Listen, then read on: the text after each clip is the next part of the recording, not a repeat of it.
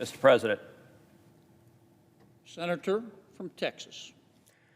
Mr. President, reserving the right to object, today we have good news and bad news. The good news is that our Democratic colleagues are finally discovering that the Chinese communists are not our friends. They are finally acknowledging that the Chinese communists are murdering, torturing, oppressive tyrants. And our Democratic colleagues are likewise discovering that Hong Kong is a beacon for democracy, a beacon for liberty. That is indeed good news. The bad news is the bill that they have put forth is not designed to do anything about it. This is not a Hong Kong bill. It is instead a Democratic messaging bill because House Democrats made, I think, a cynical decision to try to exploit the crisis in Hong Kong to advance their long-standing goals on changing our immigration laws.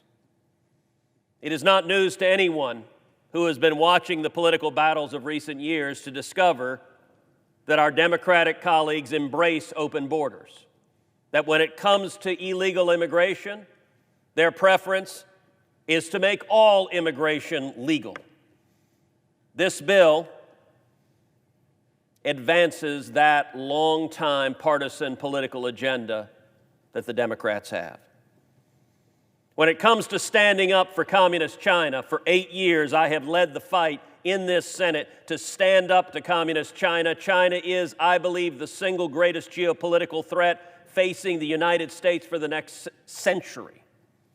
In October of last year, I traveled to Hong Kong as part of a Friends and Allies tour throughout Asia, met with the Hong Kong dissidents, these brave young students standing in the streets, standing for freedom, standing up against Chinese tyrants.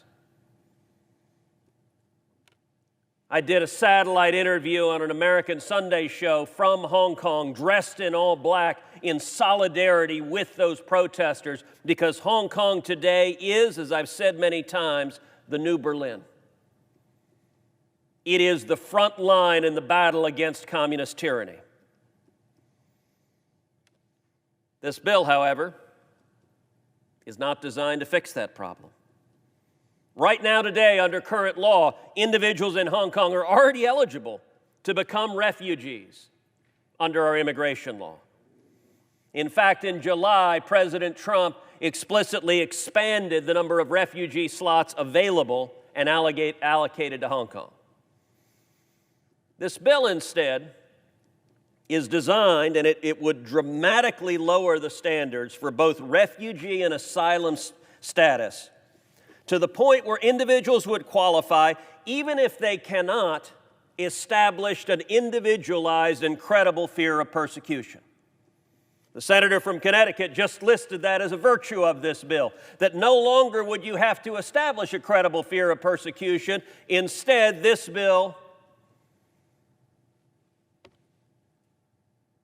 would dramatically lower that standard.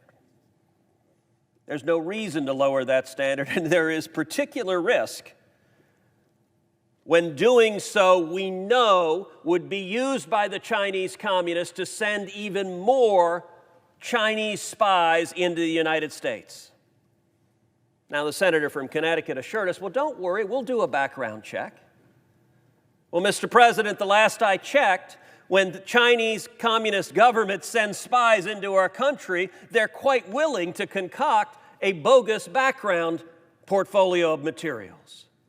Who do you think the Chinese government would be seeing coming in? We just recently had news of Chinese spies targeting members of Congress, targeting prominent Democrats.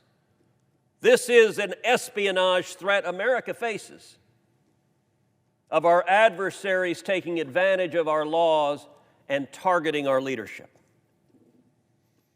The truth also is that China has confiscated passports, and I'm told stop issuing exit visas to persons deemed problematic. As a result, China is highly unlikely to let actual dissidents leave Hong Kong. So this bill isn't directed to help them. But I will say this. We urgently need to have a real, substantive, bipartisan conversation about countering the Chinese Communist Party, about defending the United States of America, about standing up and winning this battle. This bill doesn't advance that objective, but what I'm going to do is I'm going to give our Democratic colleagues the opportunity to actually support legislation that would stand up to China. And so momentarily, I'm going to ask unanimous consent for one bill and discuss a second bill that I also later intend to ask unanimous consent to pass. But first, I object. Objection is heard. Mr. President. The senator from Connecticut. Mr. President, I really regret this attack on a bill that was passed unanimously. Republicans, unanimously. Democrats, unanimously. A bipartisan bill by the House of Representatives. If my colleagues are serious about moving a bill to the desk of the President, only this bill will do it. Because only this bill has been passed by the House of Representatives. And there is an urgency to this cause. For the sake of these refugees who haven't been permitted to leave their country, haven't been sent by China, haven't simply come into this country as potential espionage agents. They've come here because they've fought for freedom in their country. So to say that we have discovered that we need to stand up to China, sorry about that, but just preposterous. I yield to the senator from Illinois. I'd like to ask a question through the chair. Isn't it true that this bill that we are promoting that just passed the House unanimously on a bipartisan basis also protects the 6,700 Chinese who are here in the United States in status like student visas from being forced to return to Hong Kong when our State Department is warning Americans it's unsafe for them to travel to Hong Kong? Is that not true? The senator from Illinois is absolutely right, and I was just going to, as a matter of fact, make that point because I think it is central to the objection that's been raised. In fact, the people in danger here are already here. They're in danger if they're sent back, as they would be without that temporary protected status. So that point, I think, refutes essentially the argument that's just been made by our colleague from Texas. If the senator yields further for a question, and this notion that the Chinese in the United States are all suspect spies, is that the point you want to make? Is that really the point you want to make? Do we have background checks involved here? Do we have screening involved here? We're all intent on keeping America safe. But to categorize a group of people as all potential spies, and therefore they're going to all be fed to the lions of Beijing if they're returned, seems to me to be fundamentally unfair and not consistent with what America has learned about immigration. There were suspicions in World War II about all those people coming from Europe, and they were turned away, and many of them to their death. We can't make that mistake again. If there is any suspect person, there is a way to determine that with screening, criminal background checks, and the like. So the 6,700 who are here, they told at the hearing, I think you were there, maybe a minute or two before you arrived. One of them is a student at Georgetown, for example, who now has a price on his head from the Chinese Communist Party. And the question is whether we're going to force him to return into imprisonment. I don't think we want anyone who is suspect of spying on the United States at all. But to dismiss all of these people as possible spies, that doesn't sound to me, does it sound to you, as consistent with who we are as a people? To answer the senator from Illinois very directly, it is totally antithetical to the principles of democracy in the United States of America. It is totally abhorrent to the values of our constitutional nation. And it is, frankly, absurd. Here we are, according to my colleague from Texas, standing up, being tough on China, and we're doing what? We're sending back their opponents so they can imprison them and kill them. That's the notion of being tough on China, to enable them to imprison and kill their political opponents. I ask my colleague from Texas to rethink the practical implications of this measure and to consider why the House of Representatives unanimously passed this step. It doesn't lower the standards for political refugees coming to this country. It doesn't eliminate any security checks. It takes people, many of them living here already, not spies by any means, and sends them back to the meat grinder of the Chinese repressive Communist Party. It may sound like good rhetoric to oppose this bill, but my colleague from Texas heard the testimony of these freedom fighters and why they need temporary protective status, why they support a safe harbor. And so I continue to insist that this bill, like the Rubio-Menendez bill, protects essential American values. And I ask him to reconsider his objection. Mr. President. The senator from Texas. My colleague from Connecticut just said that they were being tough on China. As I explained, this bill is not being tough on China. But a bit of good news, they will have the opportunity moments from now to, in fact, be tough on China. I've introduced roughly a dozen separate pieces of legislation designed to do exactly that, to stand up to the Chinese Communist government. And I'm glad also to see my Democratic colleagues discovering the human rights travesties that are playing out in China. Look, my family knows the oppression of communist governments.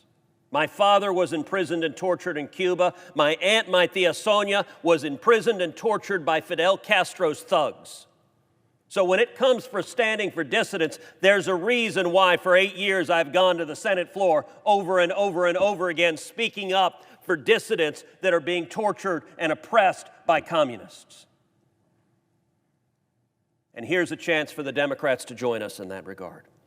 2 separate bills that I've introduced that I'm going to discuss. The first is a bill called the Script Act. For years, we have known that China's surveillance state and censorship practices are used to maintain its human rights violations. And what this devastating pandemic has shown us is that China's surveillance state and its censorship practices are also a profound threat to our national security, to our public health, and to our public debate, as the Chinese government hid information about the COVID-19 pandemic that began in Wuhan, China, hid it for months on end, and allowed millions across the globe to be threatened, their lives and health and safety to be threatened. And in addition to their espionage activities, the Chinese Communist Party invests billions into spreading propaganda, even using American media outlets, telecommunication infrastructure, movies, and sports teams to spread their propaganda, from buying media outlets so that they broadcast propaganda into America, to coercing Hollywood studios and sports leagues to self-censor by threatening to cut off access to one of the world's largest markets.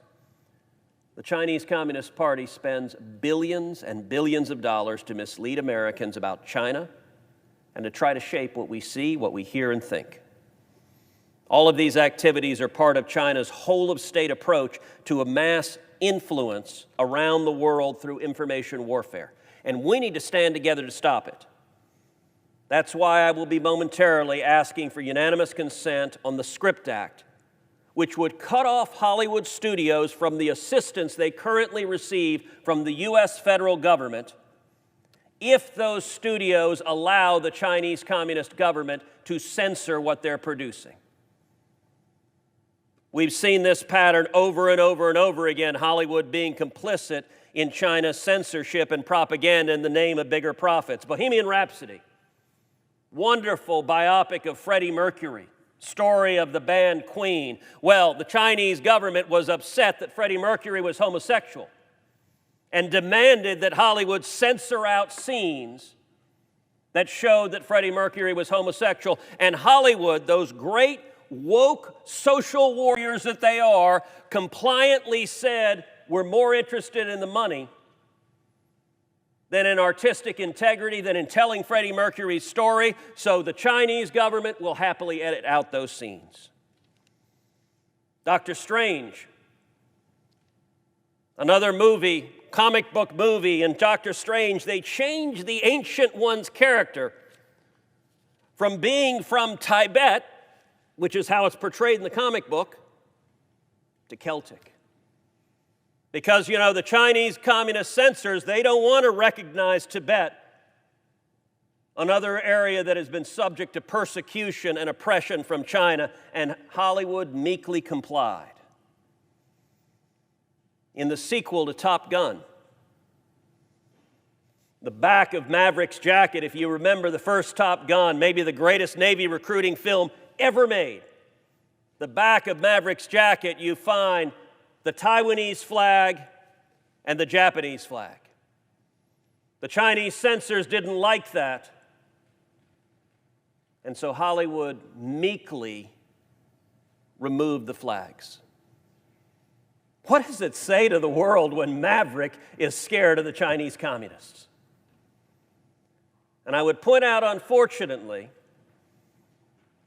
the Chinese censorship is being carried out by Hollywood billionaires who are getting richer in the process.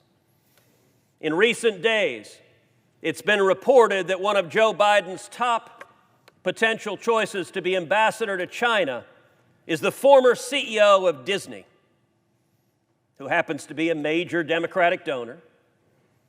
Disney just came out with the movie Mulan. In the movie Mulan, which the director described as, quote, a love letter to China.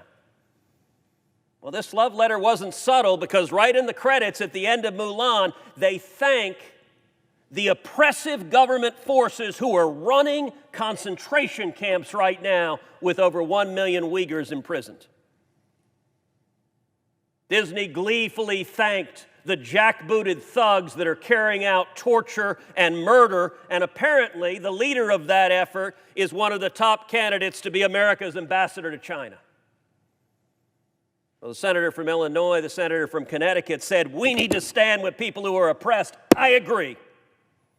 Look, Hollywood could say whatever they want, but there's no reason the federal government should facilitate their censorship on behalf of the Chinese communists. And the Script Act simply says if you're going to let the Chinese communists censor your movies, you're not going to get access to the jet planes and to the ships and all the different material of the federal government that is used in movies.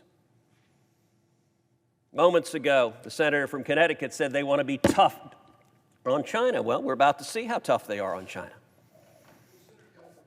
I will happily yield for a question. Can you tell me, if you were successful and if you hit Hollywood hard, how that provides any solace to the 6,700 Chinese and Hong Kong students in America who are facing the deportation back to prison in China? Senator from Illinois asked a question. Let me tell you how it provides solace. Because people who are in hellholes, they listen to what we're saying. People who are in hellholes, they hear the voice. You know, some time ago, I had the chance to sit down with Natan Sharansky, the famed Soviet dissident. He and I sat down and visited in Jerusalem. And Natan told me about how when he was in a Soviet gulag, that in the cells, from cell to cell, they would pass notes. Did you hear what Ronald Reagan said?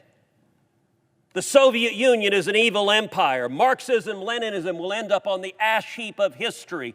Mr. Gorbachev, tear down this wall.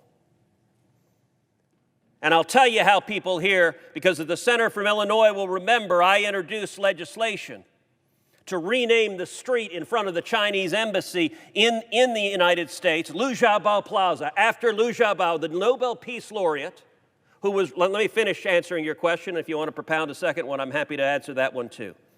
Liu Xiaobo was the Nobel Peace Laureate wrongfully imprisoned in China. And the strategy of renaming the street in front of the embassy is a strategy Reagan employed, renaming the street in front of the Soviet embassy Sakharov Plaza. Twice I stood on this floor seeking unanimous consent, and twice a Democrat, the senior senator from California, stood up and objected. And at one point, the senior senator from California said, well, if we do this, it will embarrass the Chinese government. To which I responded, you are understanding correctly, and that's not a bug, it's a feature. That is the purpose. And let me tell you what happened to that. Twice, Democrats objected to the legislation. I then placed a hold on President Obama's nominees to the State Department. And the Obama administration came to me and said, how can we move these nominees forward? How can we move them forward? I said, it's very simple. Pass my legislation and I'll lift the hold. The Democratic caucus didn't like that, but they ultimately agreed. And so the legislation I introduced to rename the street in front of the Chinese embassy, Liu Xiaobo Plaza, passed this body unanimously. Now, ultimately, the House didn't take it up and pass it up, but I'll tell you how that story ends. That story ends in 2017 when I was sitting down with Rex Tillerson for breakfast at Foggy Bottom, the new U.S. Secretary of State, and when he spoke to his Chinese counterparts, he said, they have come back and said among their top 3 diplomatic objectives with us is stop your bill to rename the street in front of the embassy. They are terrified by the sunlight and sunshine on the dissidents. At the time, Liu Xiaobo had passed, but his widow, Liu Xia, was still in China, still wrongfully held back. And I told Secretary of State Tillerson, I said, I'll tell you what, you tell the Chinese, if they release Liu Xia, if they let her get out, I'll stop pressing this particular bill. And if they don't, I'll keep pressing it and we'll pass it again because we've already done it. Within weeks, China released Liu Xia. So you ask, how does this help the people in prison? By not having Hollywood media moguls spreading Chinese propaganda. But let me give you a second choice, very directly. You want to know how people are helped? A second bill called the SHAME Act, which, if our Democratic colleagues want to be tough in China, we could pass right now. What does the SHAME Act do?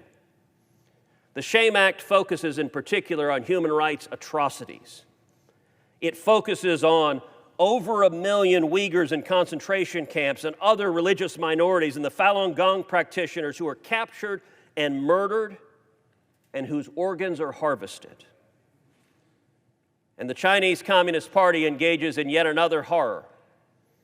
My Democratic colleagues like to say on the question of abortion they are pro-choice. Well, the Chinese Communist government right now is engaging in forced sterilizations and forced abortions, taking Uyghur mothers and forcing them to abort their children against their wills. Whatever the Democrats' views on abortion in the United States as a matter of a woman's choice, surely they must be united in saying a government forcing a woman to abort her child, to take the life of her unborn child, is an unspeakable atrocity. So the SHAME Act does something very simple. It imposes sanctions on the Chinese Communist government leaders responsible for implementing this horrific 1984-style policy of forced sterilizations and forced abortions. Now, I had intended to seek unanimous consent for the SHAME Act as well, but my Democratic colleagues have said they're not yet able to find a Democrat to object, although my understanding is they intend to. I hope they reconsider that. A terrific ending for today's debate would be passing the SHAME Act and saying we're all standing together against forced abortions and grotesque human rights violations. Maybe that will happen, maybe it won't. But let's find out where we are on the question of the Script Act.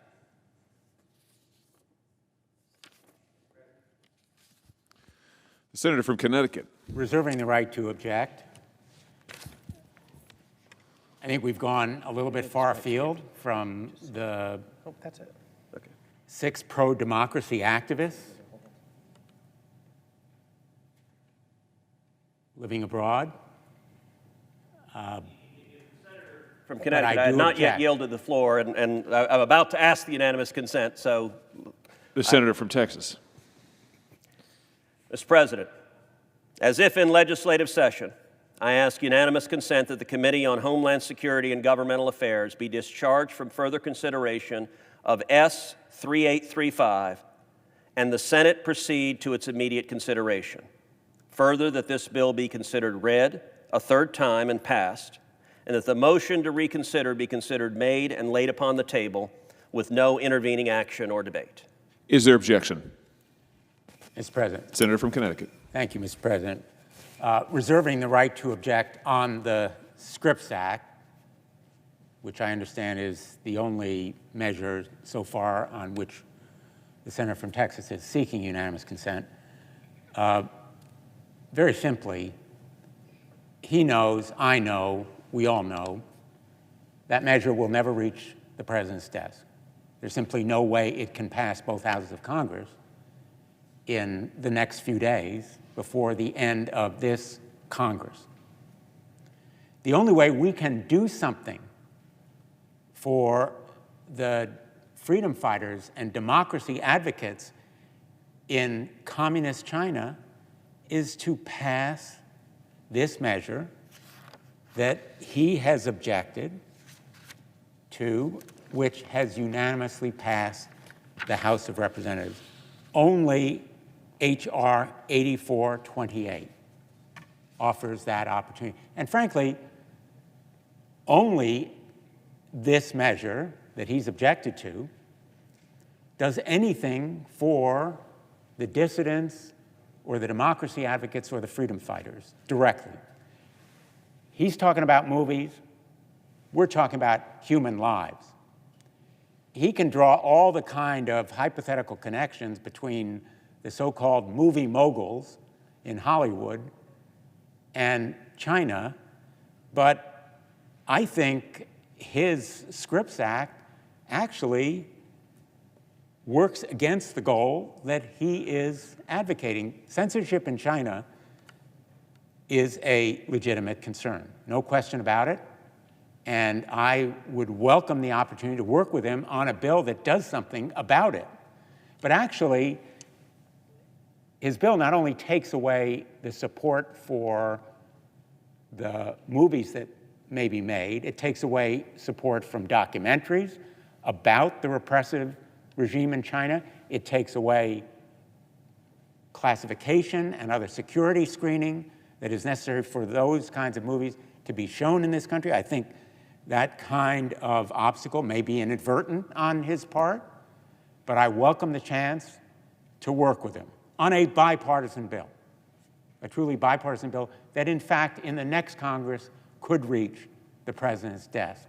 This one that he's offering, the Scripps Act, goes nowhere. But I just want to bring us back to the reality that really is at issue here. Just last Wednesday afternoon of this week, 2 of the activists among the 6 pro-democracy fighters living abroad, charged under China's new national security law, were before our committee.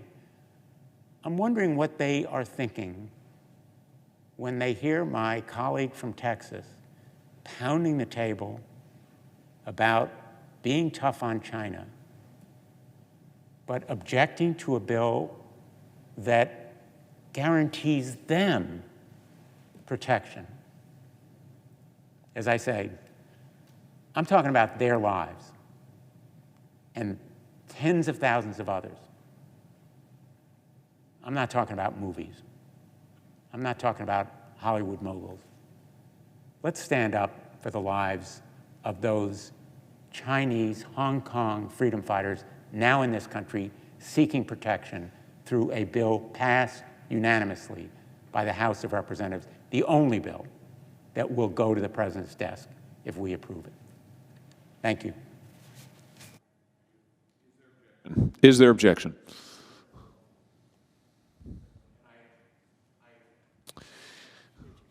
The objection is heard. Mr. President, Senator from Texas. 3 brief observations. Number 1, the senator from Connecticut said multiple times that the House bill in question passed the House unanimously. I am sure this is inadvertent, but what the senator from Connecticut said is simply wrong. It passed the House by voice vote, which is a very different thing from passing unanimously. It simply means the vote tally was not recorded. Secondly, the senator from Connecticut said the Script Act is not going to pass this Congress. Well, that appears to be correct, but that is for one reason and one reason only, which is the final 2 words uttered by the senator from Connecticut. I object. Quite literally by doing nothing, quite literally by giving the identical speech he had just given and then closing his mouth before those final 2 words. Had that occurred, the Script Act would have passed this body unanimously. So the only reason the Script Act isn't passing is because the Senate Democrats are objecting. And it should not be lost on anybody that the Hollywood billionaires who are enriching themselves with this Chinese propaganda are among the biggest political donors to today's Democratic Party in the entire country. Senator from Connecticut said, well, the Script Act might make it possible to have documentaries on the human rights abuses in China. Oh, really? That argument staggers the mind. It so defies reality because you know what? Hollywood doesn't make movies about the human rights abuses in China. Earlier this year, I had the opportunity to meet Richard Gere. Now, Richard Gere is not someone you would ordinarily imagine palling around with a conservative Republican from Texas, but Richard Gere was up here. He was up here actually standing up against Chinese abuses and urging anyone who would listen, Republican or Democrat, to stand with him. Do you know Richard Gere has not made a single major Hollywood movie in a decade? Why? Because he dared stand with Tibet. And the Hollywood billionaires blackballed Richard Gere. If you speak out for Tibet, if you do what the senator from Connecticut just suggested and discuss the Chinese human rights abuses, it doesn't matter that Richard Gere used to be an A-list Hollywood blockbuster actor. Boom, his career's dead because no studio will produce a movie with him because he spoke the truth. And by the way, my bill presents 0 barriers to someone actually making a documentary on the human rights abuses in China because presumably if you're making that documentary, you wouldn't allow the Chinese Communist government to censor it. I don't know what kind of documentaries the senator from Connecticut is familiar with, but I'm not familiar with documentaries done on tyrants in concentration camps where you let the concentration camp guards edit out the stuff they don't like. That ain't a documentary. Senator from Connecticut said perhaps we can work together in a bipartisan manner to address this. I hope so. Standing together against the oppression of the Chinese communists would be a very good thing for the United States Senate. It would be a very good thing for our country. Unfortunately, at least today, that hasn't yet happened. I yield the floor.